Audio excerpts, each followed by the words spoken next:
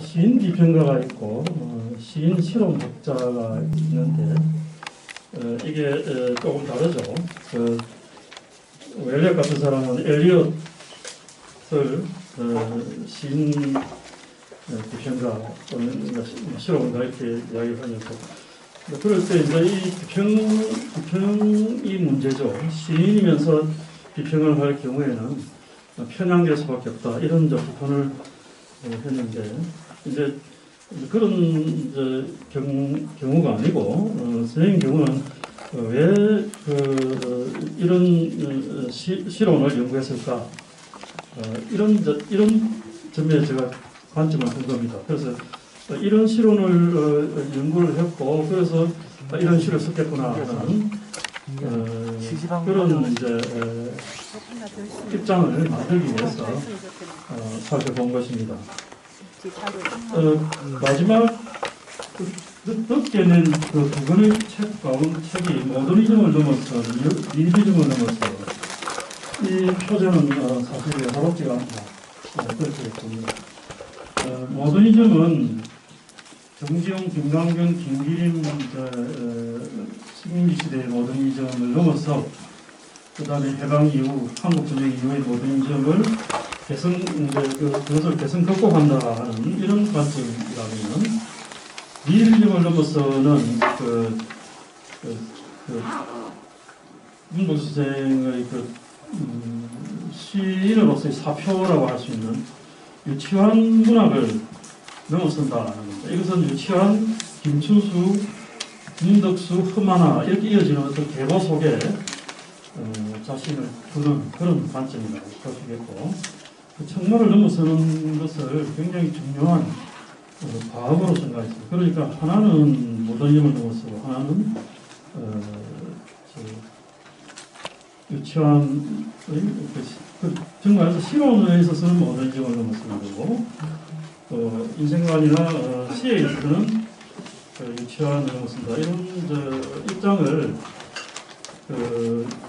말년에 표명을 하셨는데 여기에 도달하기 위해서 무엇을 봐야 될 것인가 이렇게 생각해 보니까 역시 그 박사 논문이었던 한국 모더니즘 연구, 모더니즘 연구 이게 대부분의 연구자들이나 그 비평가들이 자기가 핵심에 자기 있습니다. 거기에서 많은 그 이론들이나 방법들이 출발하는 경향이 있습니다. 그래서 그러면 왜 문덕수 선생은 모더니즘을 연구했을까? 이것은 바로 한국전쟁이라는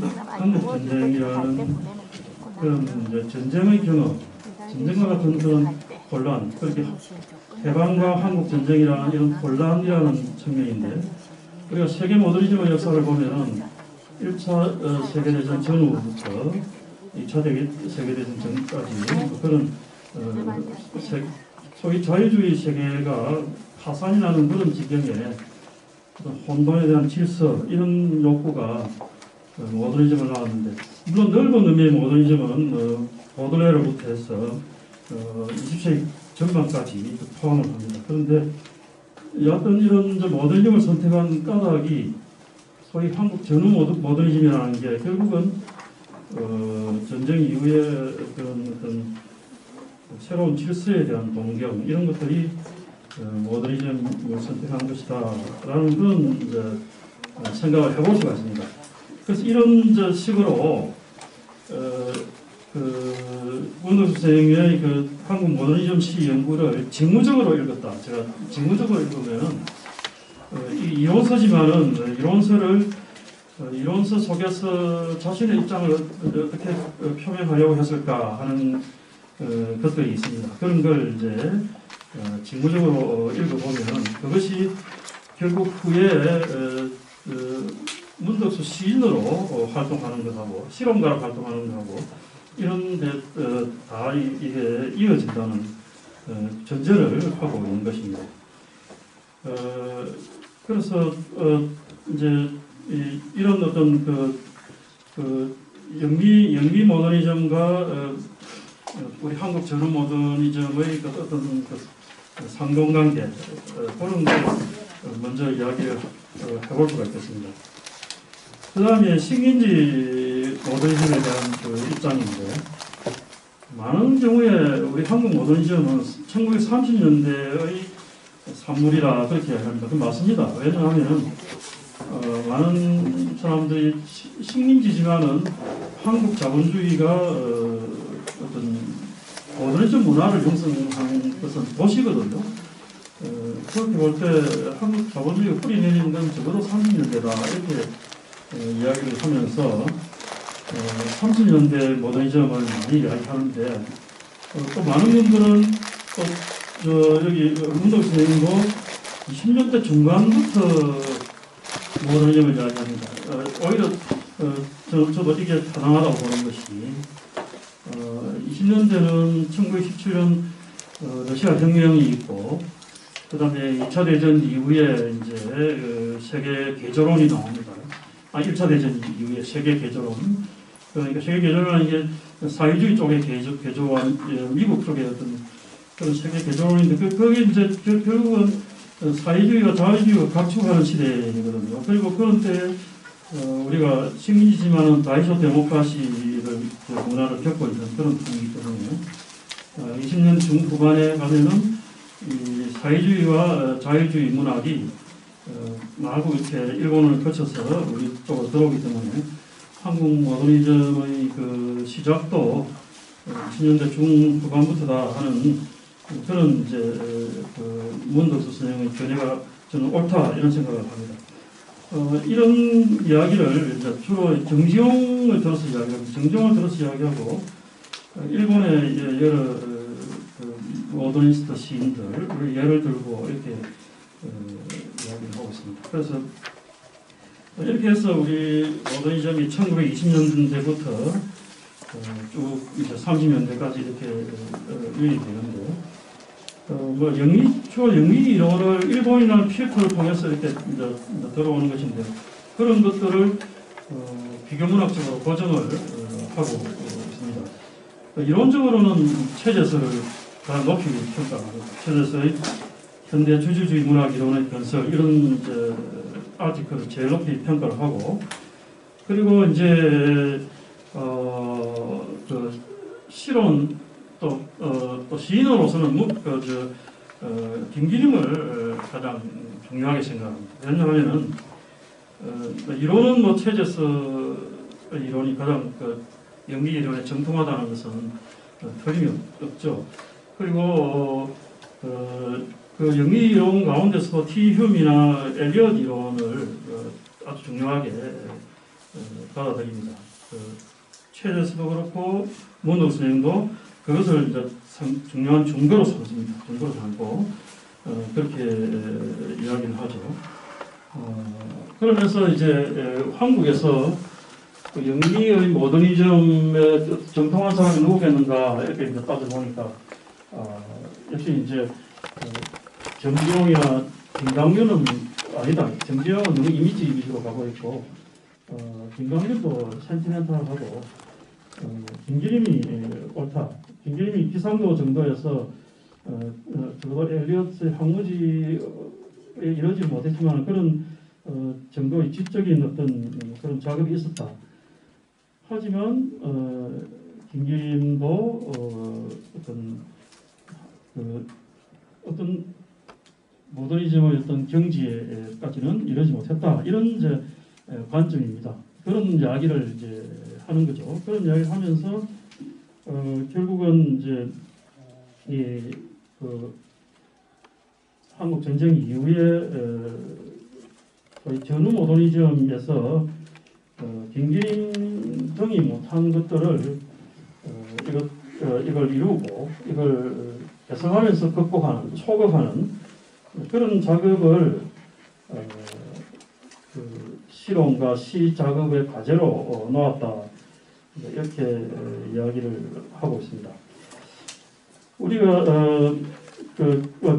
정지용, 김강준, 김그림의 차이에 대해서는 동의를 합니다. 동의를 할 수 있고 문덕 선생의 관점에 동의를 할 수 있고 김기림의 경우에서도 이 정지용보다 더 나아간 측면이 분명히 있습니다. 김기림은 일본에 유학을 20년대 후반에도 4년간 유학을 하고 그때는 니혼 대학에 유학을 했고 그 다음에 37년에서 39년까지 도호쿠 제대에 가서 영문화 활동합니다. 일본을 김기림은 유학을 2번 하는데 근데 그 도호쿠 제대 갔을 때가 굉장히 중요합니다. 거기 가서 오돈이나 스펜서 이런 걸 공부하고 오거든요. 그래서 소위 사회주의 모더니즘 계열을 공부를 하고 옵니다. 그 오면서 모더니즘의 역사적 과제라든지 이런 글을 쓰고 모더니즘이 이제 끝났다는 거죠. 왜 끝났느냐? 서구가 모더니즘은 기반이 자유주의인데 서구가 파시즘이 지배하고 있다. 서구가 파시즘이 지배하는 그런 시대에 왔기 때문에 모더니즘이 파산이다. 이런 식으로 김기림이 그 황망한 청산을 해야 되겠다 이렇게 이야기를 합니다. 하면서도 김기림은 이제 모색을 하죠. 그러면 사회주의냐 자유주의는 파산이 났고 그러면 파시즘으로 가면 일본에 이제 일본과 협력하는 거고 그러면 어디로 갈 것이냐? 그럼 동양으로 돌아갈게요. 동양도 애매합니다. 동양으로 돌아간다는 것도 일본의 아시아주의하고 이렇게 결탁을 하는 거고 이렇게 고민을 하다가 환경도에서 돌아가서 해방을 맞습니다. 그래서 이제 김기림이 해방 후에는 자기가 사회주의라는 걸 나타내죠. 그러니까 이제 김기림은 이제 어떻게 보면은 모더니즘의 그 끄트머리에서 그 오던과 스펜서를 만나가지고 사회주의로 넘었었는데 그러한 부분에 대해서는 그 문덕 선생님이 그 이야기를 하지 않습니다. 하지는 않고 오히려 그 앞에 일제 시대의 어떤 그 한계를 주로 지적을 하는 이제 그런 것으로 되어 있습니다. 그 다음에 여러 가지 실험들 엘리엇이나 에즈라 파운드나 티 휴이나 장크로 랜섬이나 이런 실험들을 문덕 선생님은 굉장히 많이 이야기를 합니다. 그러면서 특히 이제 형이상학파시가 주지주의의 어떤 바탕인데 그런 쪽의 경향을 높게 평가를 하고 또 여기에서 나온 어떤 여러 가지 어떤 이론들을 나중에 자신의 실론으로 확장을 합니다. 가령 물리주의라든지 집합적 결합이라든지 이런 개념들을 나중에 문덕수의 독창적인 실론으로 내세워 놓았는데 이러한 것들이 이 모더니즘을 연구하면서 나온 그런 과정에서 얻어진 결과물이다 이렇게 이야기를 할 수 있겠습니다. 어쨌든 거듭 그런 이야기를 많이 이야기합니다. 이 엘리엇을 예를 많이 드는데 엘리엇이나 파운드나 이런 모더니스트들은 대체로 굉장히 보수적입니다. 우리가 모더니스트 하면 굉장히 진보적인 것처럼 생각하는데 그렇지 않습니다. 이 세계에 대해서 굉장히 회의적이고 세상이 무질서하다 이렇게 생각하는 사람들이 모더니스트란 말이죠. 그렇다 보니까 파운드도 그렇고 엘리엇도 그렇고 엘리엇은 영국 부교 카톨리시즘으로 돌아가고 파운드 같은 경우는 무솔리니가 이끄는 이탈리아 정권이 가장 완벽한 정권이다 이렇게 얘기할 정도로 나중에 파시즘하고 이제 결탁을 하기도 합니다. 그래서 이 모더니즘이 가지는 영미 모더니즘이 가지는 어떤 그런 한계가 있습니다. 지나치게 어떤 질서를 동경하다 보니까 이제 그런 이제 문제가 있는데 이런 문제를 어떻게 극복할 것인가에 대해서 문덕 선생님이 많은 이야기를 해놨습니다. 해놓고 거기에 대해서는 우리도 동양 문명, 유교라든지 이런 어떤 동양 정신을 작품 속 가져오는 문제 이런 걸 거듭 지적을 하고 또 문학과 사회에 관한 이야기도 군데군데 들어 이야기를 하면서 모더니즘이 가지는 그런 모더니즘 주의주의에 가지는 어떤 보수성에 대해서 나름대로 극복하려고 노력을 많이 했습니다. 그런 것이 이제 청와하고 이렇게 연결되는 부분들이라고 할 수 있겠습니다. 어쨌든 제그 문구는 그 선생님 한국 모더니즘 시 연구를 읽으면서 징후적으로 아까 읽었다고 이야기를 말씀을 드렸는데 이런 가운데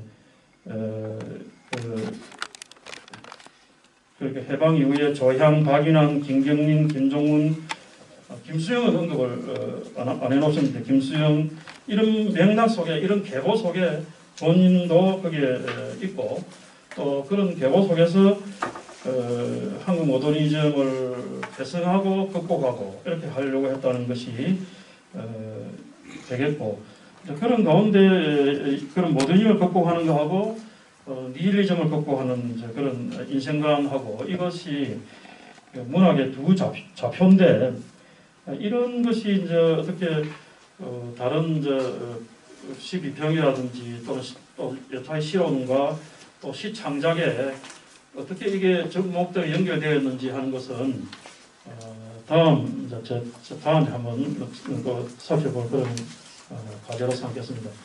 이상 두서없이 제 말씀 마치겠습니다.